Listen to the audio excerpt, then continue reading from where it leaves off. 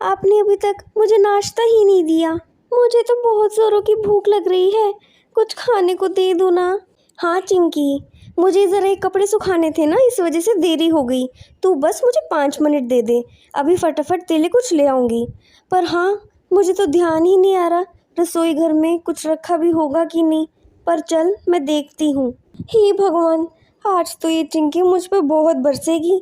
घर में तो कुछ खाने के लिए रखा ही नहीं है, ऊपर से विकास जी ने तो इस महीने के मुझे पैसे भी नहीं दिए।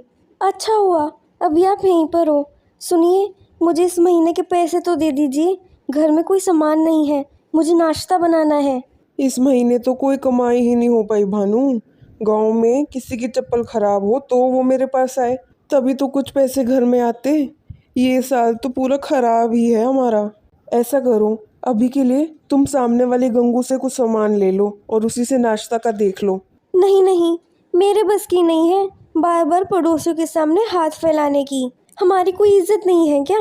बार बार उनके घर जाके सामान मांगते ही रहते हैं, और वो भी हमसे तंग आ गए हैं, हर चीज़ में ताना मारते हैं। आप तो रहने ही दीजिए। तू चिंता मत कर चिंकी, तेरे लिए मैं जंगल से कोई फल तोड़ कर ले आऊँगी।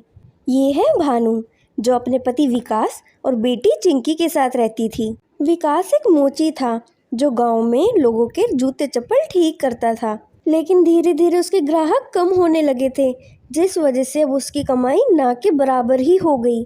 लेकिन भानु दूसरी पत्नियों जैसी बिल्कुल भी नहीं थी कि जो अपने पति को कोसे। इसलिए वो भगवान से हमेशा प्रार्थना करती थी कि उसको कोई ना कोई ऐसा जरिया मिले जिससे वो पैसे कमाकर घर चला सके। फिलहाल भानु खाना ढूंढने के लिए जंगल की तरफ निकल जाती है, और उसी रास्ते पर उसको उसकी एक पड़ोसन भी मिल जाती है। ओहो भानु, आज कहाँ चली सवारी? ऐसे तो तुम घर में ही पड़ी रहती हो, आज कहाँ जा रही हो? कुछ नहीं, मुझे बस कुछ फल चाहिए थे, इसलिए जंगल की तरफ जा रही हूँ। ओह, लगता है आज फिर से किसी का राशन पानी खत्म हो गया है। मैं तो हमारा पुराना हिसाब खत्म करने के लिए तुम्हारे घर चीनी लेने आ रही थी, लेकिन लो, तुम्हारे पास ही कुछ नहीं है। सच में तुम्हारा पति तो किसी काम का ही नहीं है। और हाँ, बता देती हूँ, मैं इस बार तुम्हें कुछ भी नहीं दूंगी। लगता है आपके दिमाग के साथ साथ आपके कान भी खराब हो गए हैं।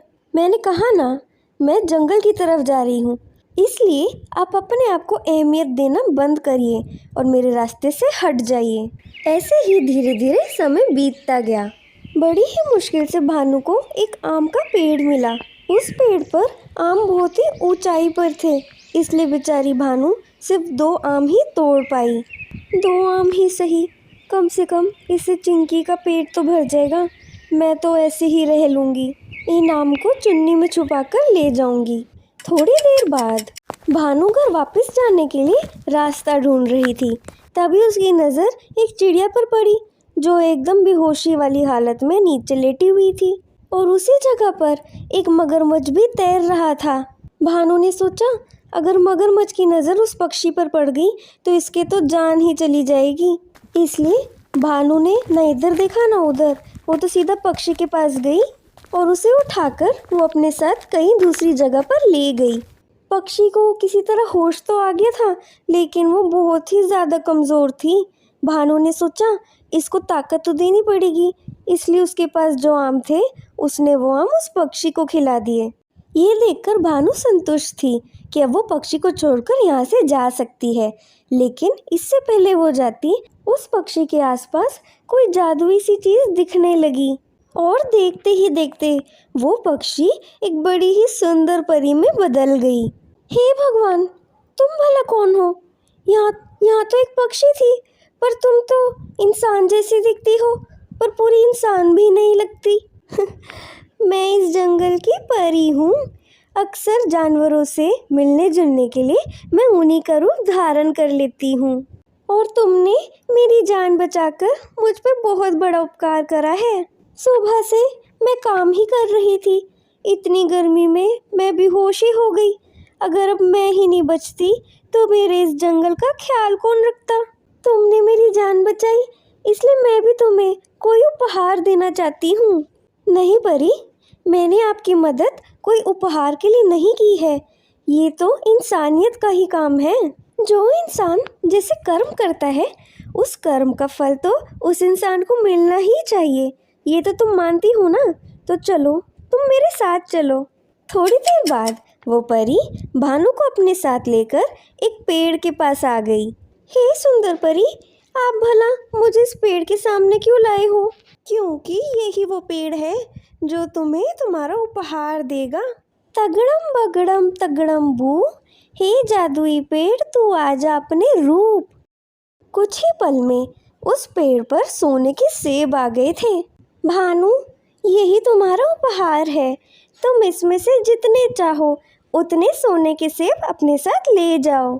जादुई परी, तुम मेरे लिए किसी भगवान से कम नहीं हो।